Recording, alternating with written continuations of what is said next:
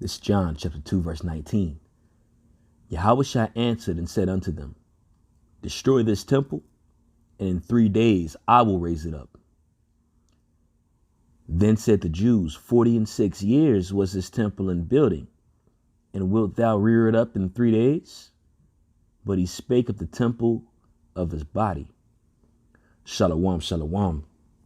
I want to give all praise, honor, and glory to Yahweh, Bahashem, Yahushai, Bahashem, Rachakwadash. I want to give double honors to our apostles and elders of Great Millstone. Peace and blessing and many salutations to you elect Akim and Akwath, you elect Akim across the four winds of this earth, pushing this word in sincerity and in truth. I'm the brother Sha'ar from the Great Millstone Dallas camp. Come get you all with another lesson through the Spirit. And Lord's will is edifying. And what was read right here was the book of John, chapter 2. And I started at verse 19. Okay. And just to give a brief overview of what had transpired while Yahushua responded to those members of the council, all right, referring to the temple. Because when you go into the previous few verses prior to this is when Yahushua had was angered in the fact that they were selling merchandise within the temple. Okay, they were selling merchandise like oxen, sheep, doves, and the exchangers of the money. Those are the ones that were pretty much handling that money that those people were giving them. All right. And they were giving them those sacrificial animals for that. OK, so as he had Yahushua being the he, as he had seen that take place, it had enraged Yahushua. All right. It had enraged Yahushua into flipping those tables. All right. And running those exchanges out of that place. All right. By whipping them with those whips. OK, so one thing that Yahushua had displayed when he had done this was the fact that he had power. OK, he had power and he had influence. OK, so when Yahushua had done that thing, you had those members of the council, those Jews, ask him this question. Matter of fact, I'm going to actually read John 2 and 18. All right. So as Yahushua, after he had done that, this is what the Jews had asked him. It said, then answered the Jews and said unto him, what sign showest thou unto us, seeing thou hast doest these? OK, so you got to sit back and think about what that actually meant. OK, because they was looking for Yahushua to explain himself. OK, on how he had power and authority to be able to do that. So after he had performed that action, they were like, man, you got to show us a sign. You got to show us a sign now. And they said it in more of a mocking manner. All right. Pretty much like you need to show us a sign right now on why you did this. OK, because it angered them because it messed up their money. All right. Because you had a lot of those guys were wicked. All right. And they served mammon. That's why Yahushua said, all right, in another passage, you can't serve two masters. You can't serve the Most High and mammon. And a lot of those guys within the council, a lot of those Jews were influenced by mammon and not the spirit of the Most High. So as Yahushua showed forth his rank and his authority in the spirit, all right, to chase those money exchangers out of there, they asked him that question saying, you need to show us a sign on this. Pretty much, if you don't got nothing to show us, man, that's your ass. OK, so when you read in verse 19, Yahushua is answering that question in regards to that sign. All right. And they didn't even see the fact that Yahushua had cleansed the temple. And that was a sign within himself. But he's finna show them the ultimate sign, and it completely went over their heads. OK, verse 19 says, then Yahushua said unto them, destroy this temple, and in 3 days I will raise it up. OK, and that was a sign. And they didn't understand what he had meant by that, because Yahushua represents the temple. And he was clearly telling them, like, look, you're going to destroy me. You're going to kill me. But in 3 days, it's going to get raised back up anyway. Because ultimately, what those individuals didn't know that they were doing, they didn't even know that they were actually destroying what the temple was supposed to be. And that's why the Lord stopped dealing with Israel at a period of time, because they was doing a lot of wickedness in the temple. And this wasn't a new thing neither. All right. This wasn't a new thing at all, period, man. You can even read about it in the book of Ezekiel. OK, when you go into Ezekiel, when he had seen that vision of the chariots and the glory of the Lord, and the reason why that appeared unto Ezekiel when he was in front of the river Kabar, because that was the Lord pretty much showing a symbolic expression of him fleeing away from the temple, fleeing away from those priests in the temple, all right, and dwelling with his people, all right, being the actual temple. That's why that glory had appeared over Ezekiel, okay? And Yahweh Shai understood that because he ultimately represents the temple. And by Yahweh Shai acting out like that, and when I say acting out, don't mean it in a negative light because it's Yahweh Shai, but with him doing those particular duties, it enraged, all right, those Jews, okay? And it ultimately led to the point later on where they crucified him. So he knew that his actions like that was going to stir up a lot of strife and conflict within the world of Israel. And that was going to cause him to be crucified for those, be crucified and dead for those 3 days. Okay, so he clearly answered the question after they asked him, saying, destroy this temple and in 3 days I will raise it up. Okay, and then the 20th verse says, then said the Jews, 46 years was this temple in building, and wilt thou rear it up in 3 days? But he spake of the temple of his body. Now in verse 20, what they mean when they say 46 years was his temple in building. All right. Obviously, they're not talking about when the temple was first built with Solomon. OK, because that took, I believe, 7 years or so. All right. It didn't take 46 years with Solomon. OK, and it didn't take 46 years neither when the second temple was built under Zerubbabel and Joshua, even though it did take a large portion of time. All right, to get built up because you had those different heathen that kept hindering us in the building process. But it's not even talking about that. OK, but when you see those Jews say 46 years was his temple in building, it's going into when Herod actually had it reordained. All right, after he pretty much had it not rebuilt because it was already in building. But when you go into the second temple being built around the time of Zerubbabel, when it was finally finished, it wasn't nowhere near within its same glory that it had in the first temple. And you can even read about it in the account. I believe it's either in Nehemiah or it's in Ezra. When you had the older generation that actually was around to see the first temple, they had wept because it wasn't in its same might or in its same glory. And you had the newer generation in good cheer because they succeeded. OK, but when you go into this here, it's not talking about that, because when Herod came in the picture, and you can actually read about this account here in the Josephus.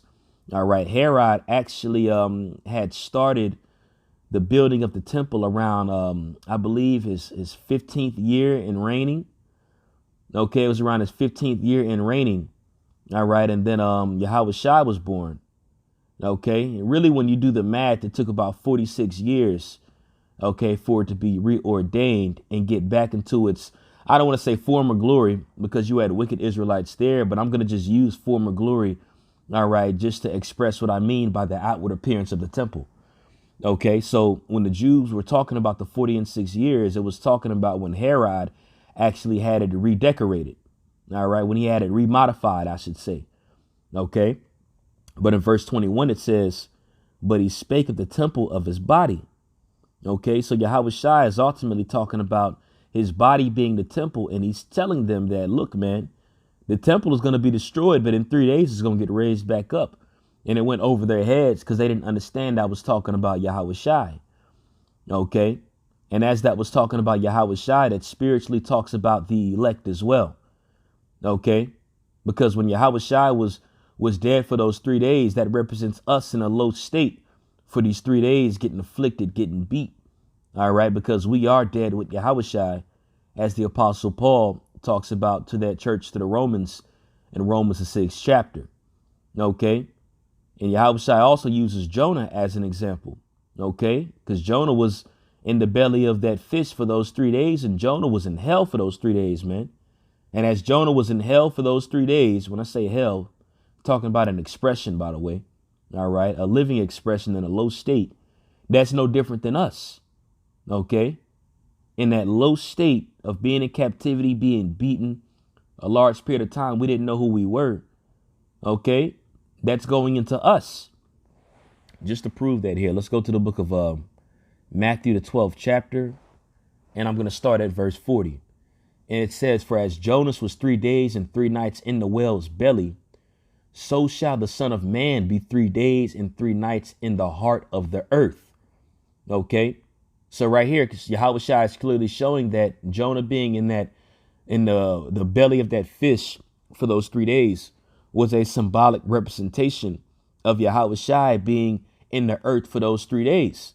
So when Yahweh Shai said in the book of John, the 2nd chapter, in the 18th verse, the 19th verse, when he said, destroy this temple and in 3 days I will raise it up. He was saying that, hey, those men were the ones that were already destroying the temple. Okay, and they were going to destroy the temple, but in 3 days it was going to get raised up. And they didn't understand that he was clearly shooting a shot at them, letting them know that by the words he's saying, by what he's stirring up in the world of Israel, it was going to cause them to kill him. And for those 3 days, he was going to be in the earth in that low state, dead. And on the 3rd day, in 3 days, really technically on the 4th day, he was going to get raised back up by his father.